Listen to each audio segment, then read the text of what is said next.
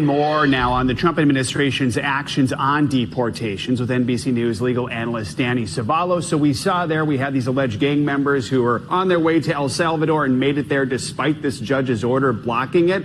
I'll ask you the question the president was asked there. Was this contempt of court? Did the Trump administration violate a court order? The administration is taking a two-track approach to responding. On one hand, they're saying, hey, the plane was already over international waters, so we had to land it. We couldn't turn around. That's track one. The other one is this court had no jurisdiction over us.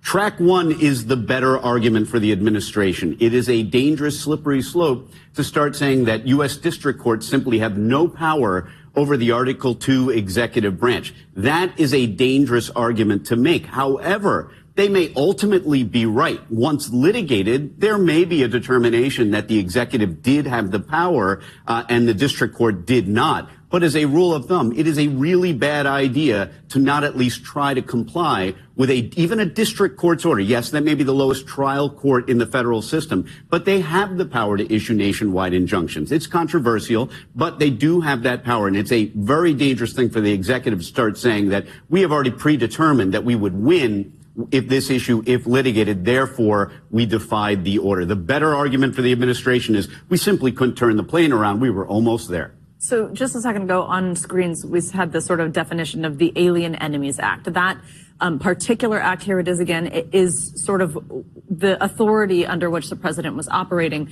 The use of that, the invocation of this may, do we think, end up at the Supreme Court? And what would justices be weighing? So let's go back to the late 1700s. And during that time, America didn't have ICE. They didn't have the FBI. They didn't have the CIA. They simply didn't have the resources. And if the president had to wait for Congress to be in session, those members of Congress had to get on a horse and clip-clop their way into session to give the president those powers. So the Congress gave the president expansive power because he was really the only one at the time who could do anything about this. So that's going to be the historical context that courts are going to look at. But I caution folks, don't simply argue that because this is an old law, it is therefore no good. The Constitution is a series of old laws, and we use them all the time. So the bottom line is there is this expansive grant of power that has simply been dusted off and is being used. And the key word, as many disputes do, comes down to one word, really, invasion, because there is no declared war. That's one of the bases under the act. However, now the argument is going to be that these migrants are an invasion,